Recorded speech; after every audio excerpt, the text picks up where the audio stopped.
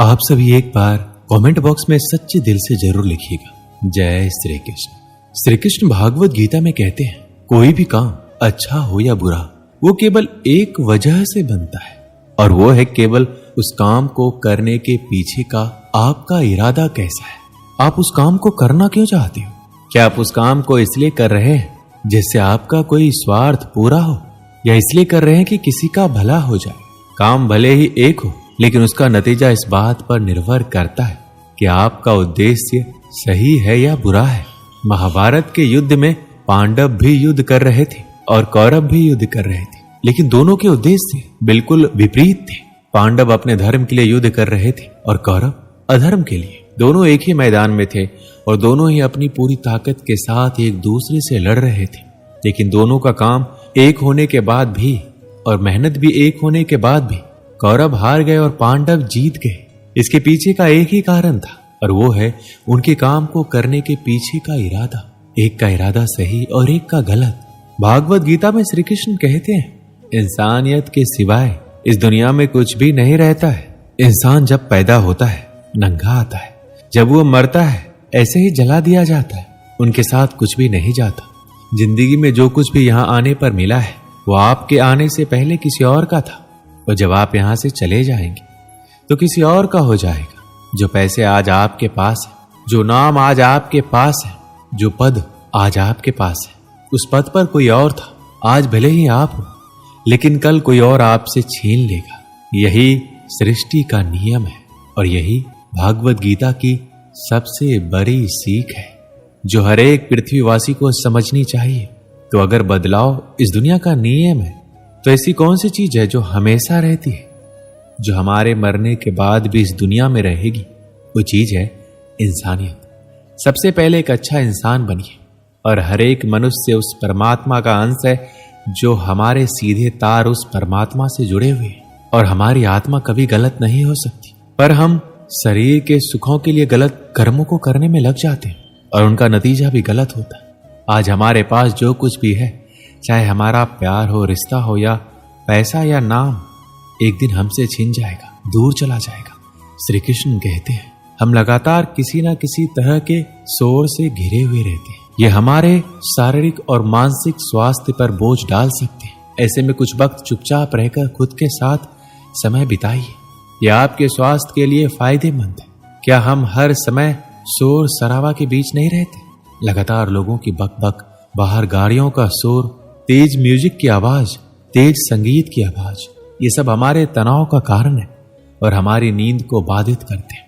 मगर क्या हम कुछ देर के लिए इन सब से दूर नहीं रह सकते? जी हाँ, हम खुद के साथ वक्त बिताकर और कुछ देर सिर्फ अपने विचारों के साथ शांति का आनंद ले सकते हैं।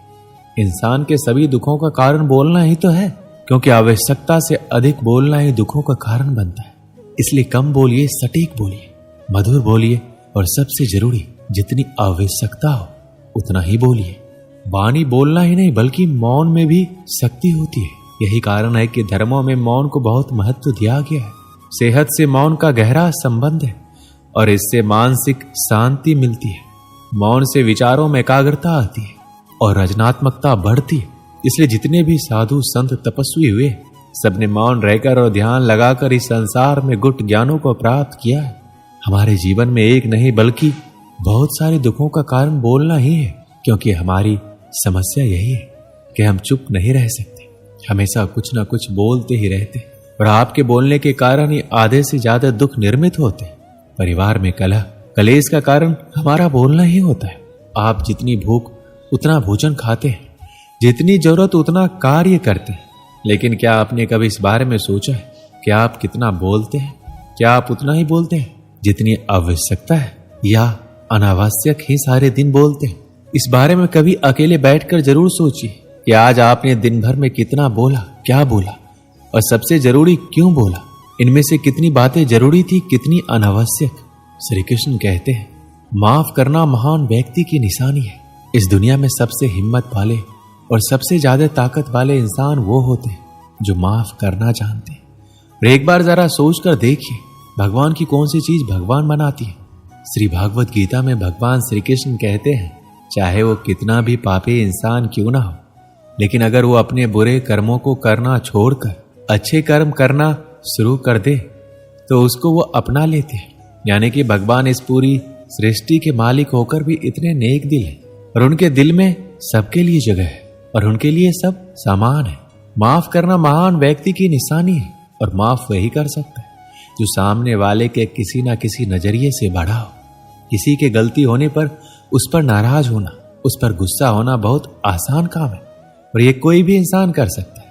लेकिन हिम्मत वाले इंसान गलती करने वाले इंसान को माफ करके उसको एक मौका दे सकता है।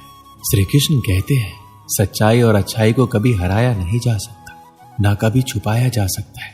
इसलिए सच कहने और अच्छे कर्मों को करने से कभी मत डरिए। सच्चाई और सूरज को ज्यादा देर तक छिपाया नहीं जा सकता।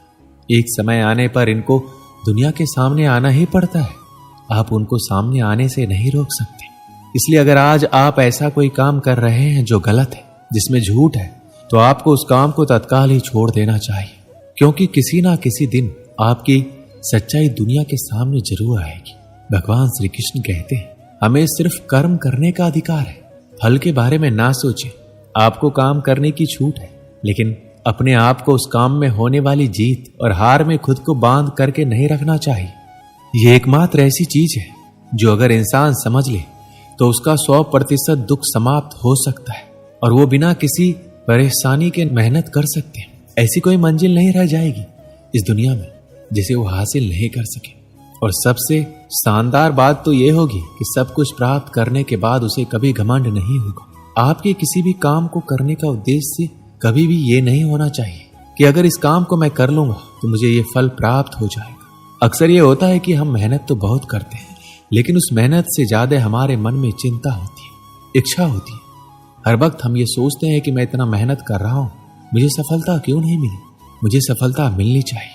अगर आप उस काम में सफल नहीं हुए तो कोई और इंसान तो इस काम में जरूर सफल हुआ होगा, क्योंकि उसने आपसे ज्यादा मेहनत की होगी। लेकिन वो सफलता उसको ना मिलकर आपको मिल जाती तो उसके साथ कहीं ना कहीं अन्याय हो जाता। इसलिए उसने आपसे ज्यादा मेहनत की है और उसके कर्म भी आपसे ज्यादा संघर्षशील रहे हैं। जिस दिन आपका कर्म ज्यादा संघर्षशील बन जाएगा उस दिन आपकी सफलता आपकी हो जाएगी। एक बार की बात है, एक छोटी सी गांव में एक युवक रहता था जो जीवन में सफल होने के लिए हमेशा कड़ी मेहनत करता था। उसके दिनचर्या में सिर्फ एक ही चीज थी, कठिन परिश्रम। युवक का मानना था कि अगर वह दिन रात मेहनत करेगा तो एक दिन उसे सफलता अवश्य मिलेगी। हालांकि कई बार वो खुद से सवाल करता कि उसका मेहनत का फल उसे अभी तक नहीं मिला। वह दूसरों को सफलता पाते हुए देखता और सोचता उसने कुछ कम मेहनत किया होगा या शायद उसकी किस्मत ही खराब है। युवक दिन रात इस चिंता में रहता कि उसकी मेहनत का फल कब मिलेगा। एक दिन युवक के गांव में एक संत आए। संत ने देखा युवक बहुत बेचैन और चिंतित है। संत ने उसे बुलाया और पूछा, तुम इतने व्याकुल क्यों हो बेटा? युवक ने उत्तर दिया, बाबा मैं दिन रात मेहनत करता हूं लेकिन मुझे सफलता नहीं मिल रही। मैं हर वक्त इसी चिंता में डूबा रहता हूं कि कब मुझे मेरे मेहनत का फल मिलेगा। संत ने मुस्कुराते हुए कहा, तुम्हारा दुख इसी बात में है कि तुम फल की चिंता कर रहे हो। भगवान श्री कृष्ण ने भागवत गीता में कहा है हमें कर्म करने का अधिकार है लेकिन फल की चिंता नहीं करनी चाहिए। तुम्हारा काम है मेहनत करना, लेकिन फल तुम्हारे हाथ में नहीं है। युवक ने पूछा, तो क्या मुझे अपनी मेहनत का फल नहीं मिलेगा? संत ने गंभीरता से कहा, तुम्हें फल अवश्य मिलेगा, लेकिन कब और कैसे ये तुम्हारे कर्म पर निर्भर करता है। यदि तुम मेहनत करते रहोगे और अपने कर्म के प्रति सच्चे रहोगे तो एक दिन सफलता खुद चलकर तुम्हारे पास आएगी। लेकिन अगर तुम सिर्फ फल की चिंता करते रहोगे तो तुम्हारी मेहनत अधूरी रहेगी। जब हम बिना फल की चिंता किए कर्म करते हैं तब हमारी ऊर्जा और ध्यान केवल उस कार्य को करने पर केंद्रित रहता है और यही हमें असली सफलता दिलाती है। संत की बातें सुनकर युवक को एहसास हुआ कि उसकी सारी चिंता सिर्फ इस बात पर थी उसे कब सफलता मिलेगी। उसने तय किया कि अब वो बिना किसी फल की चिंता किए अपने काम पर ध्यान केंद्रित करेगा। समय बीता और युवक ने अपना ध्यान सिर्फ अपने काम पर लगाया। उसने जो कुछ भी किया पूरे दिल से किया और धीरे धीरे उसकी मेहनत रंग लाई। एक दिन उसने वह मंजिल हासिल कर ली जिसके लिए वह बरसों से मेहनत कर रहा था। और सबसे खास बात यह थी कि उसने सफलता पाने के बाद भी घमंड नहीं किया, क्योंकि अब उसे समझ में आ गया था कि सफलता केवल मेहनत का फल है, घमंड का नहीं। दोस्तों इस वीडियो में बस इतना ही। मिलते हैं अगले वीडियो में।